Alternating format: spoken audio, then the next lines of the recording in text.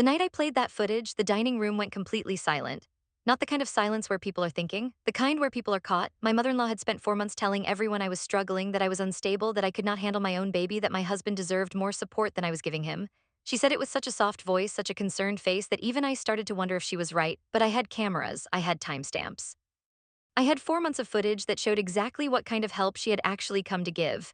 And when I pressed play that night in front of my husband, his two sisters, and his parents' closest friends, every single person in that room had to decide what they had actually believed about me.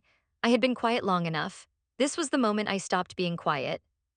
Before this story goes any further, I want to ask you something honestly. If the person closest to you started slowly convincing everyone around you that you were the problem, and you had actual proof that they were wrong, would you use it quietly in private, or would you wait for the right moment to let the truth speak for itself in front of everyone? Think about that as you listen, because the answer says something important about what you believe you deserve. Nadia was 31 years old when she brought her daughter home from the hospital. The baby's name was Rosie. She weighed 6 pounds and 4 ounces. She had dark hair and a small nose that looked exactly like Nadia's, and when Nadia held her for the first time, she thought, "This is the most important thing I have ever done." She had wanted a baby for 3 years. She had lost one pregnancy before this one. She had gone through 8 months of a difficult pregnancy, worked from home through most of it, managed her freelance design business from a spare bedroom, and made it to the other side with a healthy daughter and a body that needed time to recover. She was tired in a way she had never felt before, but she was happy. She was genuinely, deeply happy. Her husband's name was Marcus. They had been married for 4 years. He worked in project management for a construction firm downtown. He was not a bad person. That is something Nadia would say clearly now, and she said it then. He was not intentionally cruel. He was not someone who sat in a dark room and planned to hurt her. He was someone who had been raised to follow his mother without question, and he had never fully understood what that cost the people around him. His mother's name was Delia. She was 63 years old. She had a sharp mind, a careful appearance, a generous public personality, and a private personality that moved in a very different direction. When Rosie was 4 days old, Delia arrived at the front door with 2 suitcases and a casserole dish. She said she was there to help. Marcus had arranged this without fully discussing it with Nadia. He had mentioned it once the week before the due date in the way people mention something they have already decided. He said his mother wanted to come stay for a few weeks to help with the baby and give Nadia a chance to rest. He said it like it was a gift. Nadia had been tired and nervous, and she told herself it was only a few weeks. She said okay. She had no idea what okay was going to cost her. The first week was manageable. Delia cooked. She held the baby when Nadia needed to sleep. She tidied the kitchen and did laundry. She smiled at Nadia with something that looked like warmth. Nadia was grateful. She told herself she had misjudged Delia. She had always felt a low-level tension with her mother-in-law, a sense that she was being silently evaluated every time they were in the same room, but she told herself that was her own anxiety talking. She was wrong to doubt. Look how much Delia was helping. By the third week, something had shifted, and Nadia could not immediately explain what it was. It was not one loud event. It was a series of very small things that individually seemed like nothing. Delia started answering questions that were directed at Nadia. A neighbor came by to drop off a gift and asked how the baby was sleeping, and before Nadia could open her mouth, Delia stepped forward and answered in full detail, including personal information about how Nadia was recovering that Nadia had not shared. Delia started calling Rosie by a nickname that she had invented without asking anyone. She started rearranging the kitchen so she could find things faster without mentioning it to Nadia, so Nadia would open a cabinet and find it completely reorganized. She started sitting at the head of the dining table, which had always been the place Marcus and Nadia sat together when they had meals, and she just settled into it like it had always been her seat. Nadia noticed these things but told herself she was being oversensitive. She was postpartum, she was sleep-deprived, she was not thinking clearly. Why these were small things, she should not make a big deal, she should be grateful for the help. She kept telling herself that. By week 5, Delia was still there. The few weeks had quietly stretched. Nadia brought it up with Marcus one night after Rosie was asleep. She said she appreciated his mother's help, but she was starting to feel like a guest in her own home. Marcus got quiet in the specific way that meant he was about to tell her she was overreacting without using those exact words. He said his mother was just trying to help. He said Nadia was still healing and he did not want her to be overwhelmed. He said his mother's help was a blessing and he wished Nadia could see it that way. He did not ask what Nadia needed. He told her what she should feel. That was the conversation that opened Nadia's eyes, not all the way, just enough. She started paying closer attention. She started watching the pattern instead of reacting to individual moments, and what she saw was precise and intentional in a way she had not expected from someone who presented herself as so casually helpful. Delia was slowly, systematically repositioning herself in this house. She was doing it through small, steady actions that each had a reasonable explanation if questioned. She organized the baby's clothing and set up a new schedule for feedings without asking Nadia, but if questioned, she was just trying to help.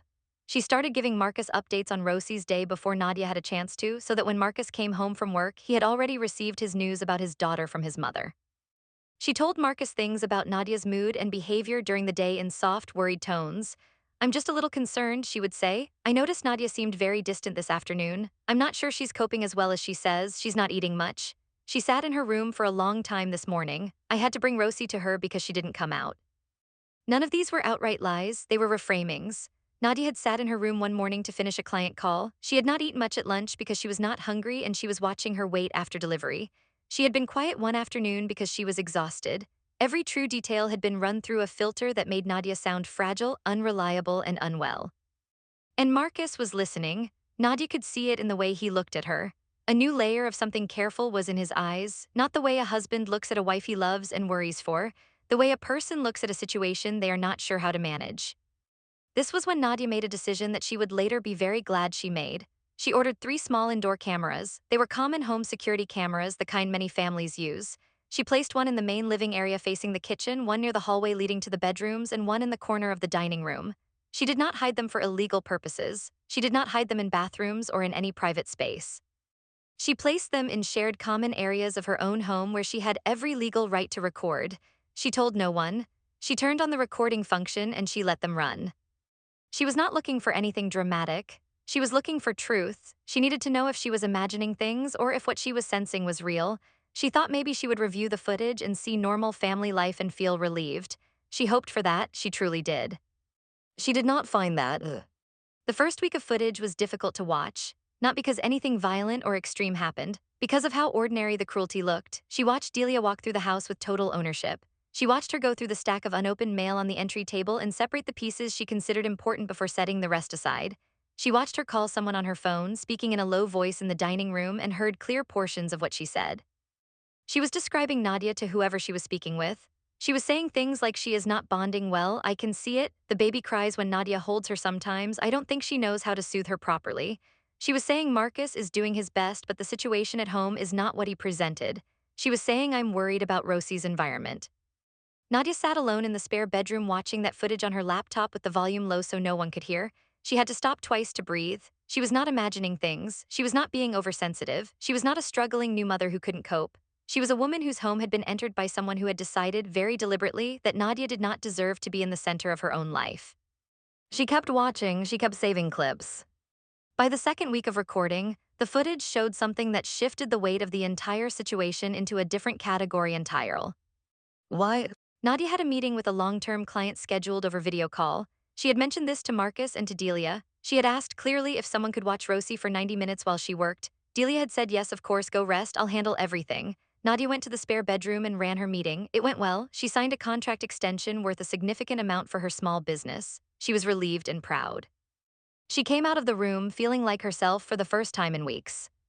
That evening at dinner, Marcus mentioned that his mother had told him Nadia had locked herself in the bedroom for 2 hours and left Delia completely alone with the baby without any warning or conversation. He said it gently. He said his mother was not upset, she just wanted Marcus to know. He said he was worried Nadia was withdrawing. Nadia put her fork down very carefully. She said she had told both of them about the meeting. She said she had asked specifically if Delia could watch Rosie. She said Delia had agreed. Marcus looked at his mother. Delia tilted her head and said she didn't remember the conversation that way. She said Nadia had simply disappeared and she had been left to manage alone. She said it with a patient, saint-like expression that made Nadia's skin go cold.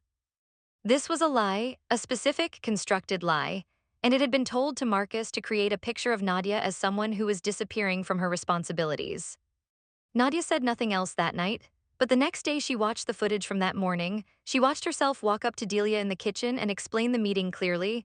She watched Delia nod and say, of course, go ahead, I have her. She watched the timestamp. She saved the clip. She now had proof that was not about feelings or interpretation. She had documentation of a lie that had been told directly to her husband about her behavior and her fitness as a mother. She did not react, she did not confront Delia, she kept saving. The footage over the following 2 weeks added layers she could not have predicted. She watched Delia go through a folder of papers on the kitchen counter that contained Nadia's freelance contracts and invoices. She watched her read them, look at the amounts, set them face down. She watched Delia answer a call from Nadia's close friend Priya, who had called Nadia's mobile and apparently also tried the home phone when she didn't get an answer. She watched Delia tell Priya that Nadia was resting and had asked not to be disturbed, and that she would pass the message along. She watched Delia hang up and not pass the message along. Nadia had wondered why Priya had gone quiet. She had thought maybe Priya was busy. She had felt the specific ache of someone losing touch with a close friend in an already lonely season of her life, and now she watched the footage and understood. She had not been allowed to receive her own calls in her own home. She also watched something harder. She watched Marcus. She watched him come home from work and go directly to his mother to ask how the day was before going to find Nadia. She watched him sit with his mother at the kitchen table in the evenings, the two of them speaking in low voices, and she watched Delia touch his arm and say things Nadia could not fully make out but whose tone was clearly framing worry and confidence and management. She watched her husband receive information about his own wife and daughter from his mother's mouth as the primary and trusted source. She watched herself become secondary in her own home. She watched it on footage. She watched the timestamp. She watched the pattern across 22 days. She cried once alone in the spare bedroom with the door closed. She allowed herself that. Then she closed the laptop and she began to plan. She was not planning revenge. She was not planning a confrontation for its own sake. She was planning truth. She was planning a moment where truth could not be argued with, could not be reframed, could not be softened into something else. She was planning a moment where everyone in this family would have to look at what had been happening and decide what they actually believed. She needed the right moment. She needed an audience that mattered. The right moment arrived from an unexpected direction. Marcus's parents were celebrating their 35th wedding anniversary. The celebration had been planned for months. Marcus's two sisters, Helena and Grace, would be there. Several of Marcus and Delia's closest family friends would be there. It was scheduled to happen at Nadia and Marcus's home, which Delia had arranged again without full consultation, but Nadia had agreed to host. It was a dinner for 14 people. Nadia had done the grocery shopping. She had planned the menu. She had arranged the table. She had done these things because this was her home and she was good at this and she was not going to let anyone take that from her ease. The night before the dinner, Delia made a comment at supper that was meant to sound helpful and landed somewhere much harder. She said she had been thinking it might be better if Nadia rested during the dinner tomorrow. She said the gathering would be loud and stimulating and she thought Nadia might find it overwhelming. She said she and Marcus could host together and Nadia didn't need to worry about anything. She said it in front of Marcus. Marcus said nothing. Nadia looked at her husband and watched him say nothing, and she understood something completely. She understood that without the footage, this would keep going. It would keep building. One day, Nadia would wake up and find she had been slowly removed from every room in her own life, and everyone around her would believe she had walked out on her own. And the woman who had quietly opened the door to every room and guided her out would look around with her saint-like expression and say she had only been trying to help. Nadia said she was looking forward to the dinner. She smiled. She said she had already planned everything. She said she hoped Delia would enjoy being a guest. Delia smiled back. The two of them understood each other in a way they had not yet said out loud. The day of the anniversary dinner, Nadia was up before anyone else. She fed Rosie and settled her. She cooked, she arranged the table, she dressed carefully in a dark green dress that she felt good in. She connected her laptop to the television in the dining room under the pretense of playing background music. She had the footage queued. She had selected 4 clips, each was short, each was timestamped, each was clear. She had also prepared a printed timeline, a single page, with dates and brief factual descriptions of each clip, so that no one would be confused about what they were seeing. She had told no one, not Priya, who she had finally reconnected with after explaining what had happened to her calls. Not her sister, no one. She did not want sympathy or encouragement. She wanted the moment to belong entirely to the truth. The guests arrived in the early evening. The dinner was lovely. Nadia was the host of her home and she played that role beautifully. She poured wine, she brought food to the table, she was warm with Marcus's family, she accepted compliments on the food. She held Rosie and introduced her to people who had not yet met her. She was herself. Delia, for her part, watched Nadia from across the room with an expression that said she was calculating something. After the main course was cleared, after the toasts had been made for the anniversary, Nadia stood up. She said she wanted to share something with the people at the table. She said she wanted to do it now because these were the people who mattered most to her husband's family, and she believed they deserved to know the truth about what had been happening in this home.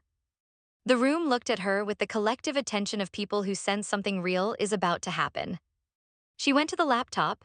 She said that over the past 2 months, she had been growing increasingly concerned about certain things that were being said about her to her husband and others. She said she wanted to share some footage from her home cameras so that everyone present could see those things clearly. She played the first clip. It was Delia on the phone in the dining room saying Nadia was not bonding well with the baby. The room was quiet. She played the second clip.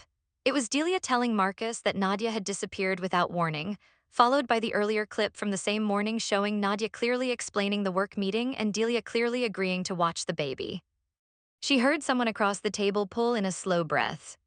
She played the third clip. It was Delia answering Nadia's phone call from Priya and telling Priya that Nadia had asked not to be disturbed. It was short, it was clear. She played the fourth clip. It was Delia going through Nadia's client paperwork on the kitchen counter, reading the invoices and setting them face down. Then she set the printed timeline on the table. She had made copies. She passed them around quietly. She did not raise her voice. She did not cry. She did not call anyone names. She simply said that she had been a new mother in her own home for the past 12 weeks, that she had worked hard, that she had been patient, and that she had been having her character quietly dismantled by someone who presented herself as helpful while working very hard to position Nadia as unfit, unstable, and unnecessary. She said she had hoped she was wrong. The cameras had shown her she was not wrong. Then she sat down.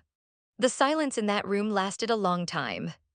Marcus's sister Helena was the first to speak. She turned to her mother and asked if that was real. She said, "Was that actually you on that video?" Her voice was not loud. It was the specific kind of quiet that holds something very large inside it. Nadia. Elia opened her mouth. She began to say the footage was taken out of context.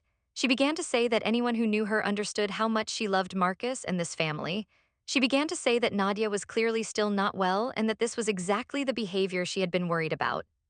She looked around the table for the faces that usually confirmed her. She looked at Marcus. She looked at Helena. She looked at Grace. She looked at the friends who had known her for 30 years. The faces she found were not the faces she expected. Marcus had not moved. He was staring at the table. His expression was not anger, it was something harder than anger. It was the specific look of a person who has realized that the story they believed was not the story that was true and that they participated in something they did not fully see. He had two emotions on his face at once. He was ashamed of himself and he was grieving something. She could see both. One of the family friends, a woman named Constance who had known Delia for over 20 years, quietly set the printed timeline back on the table and did not look at Delia at all. Helena said she needed some air and pushed her chair back and went toward the back door. Grace, the younger sister, was looking at Nadia with an expression Nadia had not seen from her before. It was recognition. It was the expression of someone who had seen something over a long time but had not had language for it until this moment. Delia stood up from the table. She said this was not the place for this conversation. She said Nadia had chosen to embarrass the family on a night that was supposed to be about celebrating. She said she was deeply hurt. She said she was going to go check on the baby. She walked toward the hallway. Nadia said clearly and calmly that she had already checked on Rosie, that Rosie was sleeping, and that she would appreciate it if Delia did not go into the baby's room. She said it the way you say something when you mean it exactly as stated, with no additional emotion required. Delia stopped in the hallway. After a long pause, she turned and went to the guest room where she had been staying. She closed the door. The dinner ended differently than it had been planned to end. People did not leave quickly. Several people stayed for a long time. Constance came and sat near Nadia and said very little but was present. Marcus's sister Grace stayed and helped Nadia clear the table and did not leave until late. Helena came back inside eventually and did not say much to anyone, but she found Nadia in the kitchen and told her quietly that she was sorry she had not seen it sooner. Marcus did not speak to Nadia that night in front of others. After everyone left, they sat in the dining room in the quiet of a house that had finally exhaled, and he asked her how long she had known. She told him. She told him about the cameras and when she put them up and what she had found. She was not cruel about it, she was honest. She laid it out simply and clearly the way she had laid out the footage and the timeline. He asked her why she had not come to him sooner. She told him the truth. She said she had come to him. She said she had sat across from him at this very table and told him she was starting to feel like a guest in her own home. She said he had told her she was overreacting. She said she needed more than her word against his mother's comfort. She needed something he could not reframe. That was why she had waited. He did not argue with that, he could not. What happened in the weeks and months after that dinner was not a clean or simple resolution. Real life rarely gives you that, but it was honest and it was movement, and that was more than Nadia had had in months. Delia left the house 3 days after the dinner. She did not leave with warmth. She left with the dignity of someone who had decided to frame her exit as a choice she was making out of concern for the family, though everyone present understood the real shape of what had happened. She told Marcus on her way out that she hoped one day he would understand the sacrifices she had made. She did not speak to Nadia. Nadia did not require her to. Marcus entered therapy the following week. He went because he asked himself a question he could not answer alone, which was how he had been living beside someone he loved and had allowed so much to happen without seeing it. He was not a villain. He was a man who had a deep and unexamined loyalty to a parent who had used that loyalty as a tool for control for as long as he could remember, and he had never, until that night, been forced to see the cost of it on someone who was not his mother. It was uncomfortable work, he did it anyway. Nadia and Marcus went to couples therapy together 6 weeks later. It was not easy. There were conversations that were hard for both of them. There were nights where Nadia sat with the weight of what had been done to her and asked herself whether she wanted to stay in a marriage where she had been made so small. She asked herself that honestly. She did not pretend the question away. What she decided was that she was not going to make a permanent choice from inside a wound. She was going to take time. She was going to rebuild herself inside her own home first. She was going to keep working. She was going to keep feeding Rosie and watching her grow. She was going to reconnect with Priya and with her sister and with the friendships she had let thin out over a difficult year. She was going to decide from a position of strength what she wanted her marriage to look like. And Marcus was going to have to show her, over time, not in words but in consistent and accountable action, whether the man she had married was capable of the kind of partnership she needed. That was not a romantic resolution, but it was a real one, and Nadia had spent too long in a house full of comfortable fiction to settle for anything less than real. Priya came over 2 weeks after the dinner. She brought food and sat in the kitchen while Nadia held Rosie and they talked for 3 hours. Priya said she had felt something was wrong for months but had not known how to reach Nadia and now understood why. She said she was sorry she had not pushed harder. Nadia told her it was not her fault. They had both been working with incomplete information. That was the nature of what had been done. It operated through the gaps between people. Through the spaces where good faith lived. That was what made it effective and what made it so hard to name. Priya asked Nadia how she had stayed so calm that night at the dinner. How had she stood up in front of all those people and played those clips without falling apart? Nadia thought about it for a moment. She said she had practiced being calm for so long out of fear that it would be used against her. She had been quiet when she wanted to speak. She had smiled when she wanted to cry. She had thanked someone for help that was not help. She had practiced that kind of calm for 3 months. When it came time to use calm for something true, she found it was already there. Priya laughed a little at that. Nadia laughed too. Rosie made a small sound in her arms. In the months following, Nadia's business grew. She had been carrying the weight of the household distraction alongside her client work for all of those difficult months, and once that weight lifted, she found she could think more clearly. She redesigned her client workflow. She brought in a new long-term account. She built her income to a point where she and Marcus had a direct, honest conversation about household finances and responsibilities that they had never been able to have while Delia had been filling the space where that conversation should have happened. Marcus's relationship with his mother did not disappear. Nadia did not ask for that and did not want it. What she asked for was a boundary. She said clearly that Delia was not welcome to stay in their home again without a conversation between Nadia and Marcus first, and that conversation would include her comfort level and her agreement, not just Marcus's automatic yes.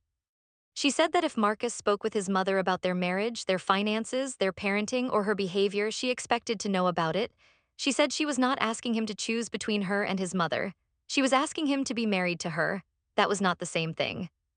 Marcus agreed, and then he did the harder work of actually following through, which is where most agreements between people live or die. He was not perfect at it immediately.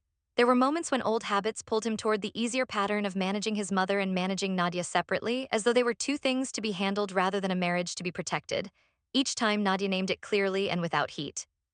Each time he had to reckon with the gap between the person he wanted to be and the person he had been. Helena reached out to Nadia about a month after the dinner. She sent a message asking if they could meet for coffee. They met at a small place near Nadia's neighborhood, and Helena told her that she had known her mother her whole life and had spent that whole life finding ways to navigate around her, shrinking things, going quiet, avoiding the direct collision. She said she had always found a way to make herself smaller so her mother could be bigger.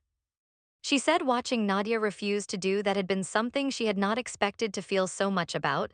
She said she thought she had some of her own work to do.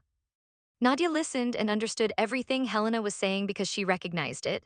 She had been doing a version of the same thing, not with her own mother, but with the person who had positioned herself as an authority in Nadia's life.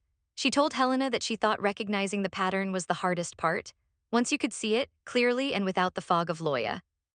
LTY and guilt, you could start making different choices. It was not easy, but it was the direction things could move. Grace, the younger sister, had her own response to the dinner. She was 27 and in a serious relationship of her own, and she told Marcus several weeks later that watching what happened had made her look at some things in her own life differently. She didn't say more than that, but Marcus told Nadia, and Nadia felt something she hadn't expected from that family. She felt like a ripple had gone out. She had not planned for a ripple, she had planned for truth in one room on one night. But truth, when it is specific and real and undeniable, tends to travel. Delia called Marcus twice in the month after the dinner. Nadia was not present for those calls, but Marcus told her about them the same day, which was new and which mattered. Delia said during the first call that she hoped Marcus understood she had only ever wanted what was best for him. She said she was heartbroken. She said she was not sure she recognized her son anymore. Marcus listened and told her he loved her and that he was in therapy and working on himself and that he hoped one day they would be in a better place. He did not tell her she was right. He did not tell her she had been misunderstood. Nadia heard this report and said nothing except thank you for telling me. During the second call, Delia asked Marcus if she could visit Rosie. Marcus said he would need to discuss it with Nadia. Delia said she thought that was unfair. Marcus said he thought it was marriage. That was the end of that call. Nadia and Marcus discussed it together. They were not ready for a visit. They did not close the door permanently, but they were honest about where they were. They needed more time. They needed to trust the pattern of new behavior before introducing the old situation back into their home. They agreed on that together in the same conversation with both voices counted. Rosie was 4 months old by then. She smiled easily. She had learned to hold her head up. She looked at faces with deep focused attention, and Nadia could spend long minutes just watching her daughter look at the world with all that serious curiosity. She was the most important thing. Everything else was in service of her being in a home that was calm, honest, and safe. There was a morning about 3 months after the dinner when Nadia was sitting in the kitchen with a cup of coffee while Rosie slept and the house was quiet. She was looking at her phone and she saw an old photo that had been saved from nearly a year ago. It was from a birthday gathering at her sister's house before the pregnancy, before all of this. She was laughing in the photo with her head back and her eyes bright. She remembered that day. She remembered feeling light in a way she sometimes forgot she was capable of. She looked at herself in that photo and felt something settle.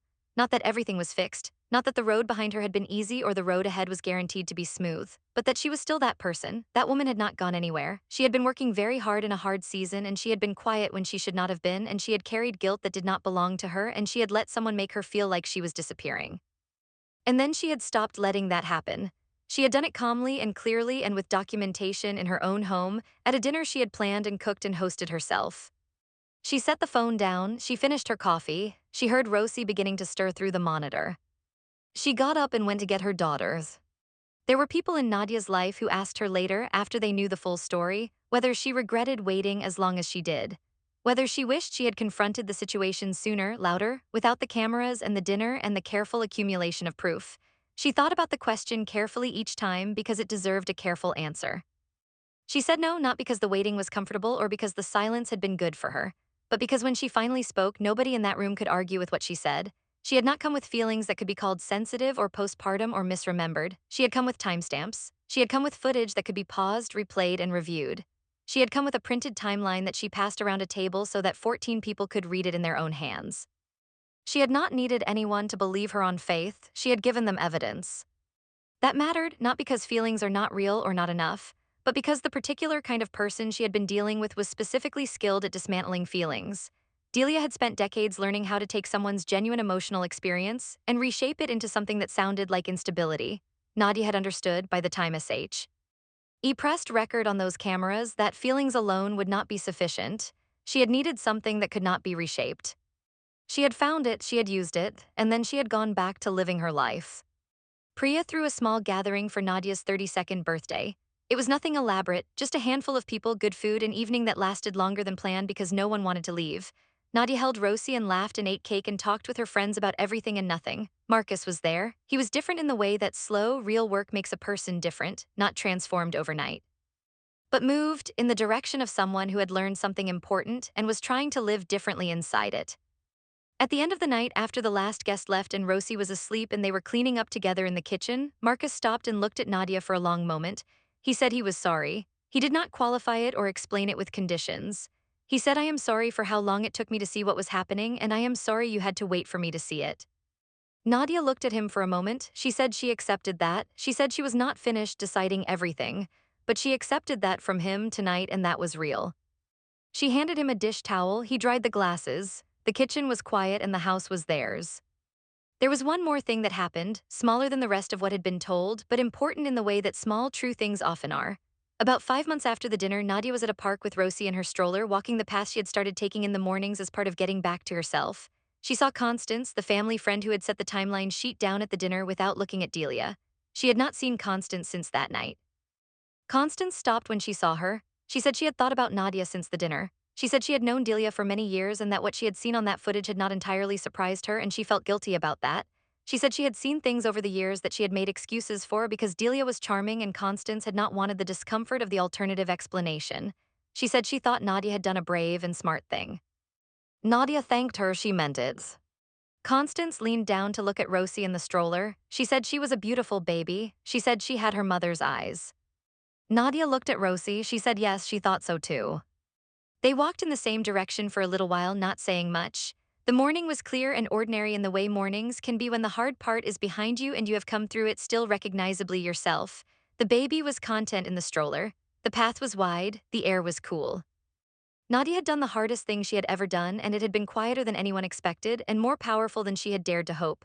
She had not needed to shout, she had not needed to hurt anyone, she had simply needed to stop letting her truth be managed by someone else. She had stopped, she had pressed play, and then she had walked, very carefully and with great intention, back toward the center of her own life. She was still walking, that was enough, that was more than enough. If any part of Nadia's story felt familiar to you, I want you to sit with that for a moment. Sometimes the people who cause the most damage don't look like villains. They look like helpers, they speak in soft voices and say they're worried about you. They make themselves essential and make you feel like a problem to be managed. Nadia didn't fight loud. She stayed steady and she gathered her truth and she chose her moment carefully. If you've ever been made to feel small in a space that was supposed to be yours, I would love to know in the comments below how you found your way back to yourself. And if you're still in the middle of it right now, know that Nadia's story is proof that staying calm and staying clear is its own kind of power.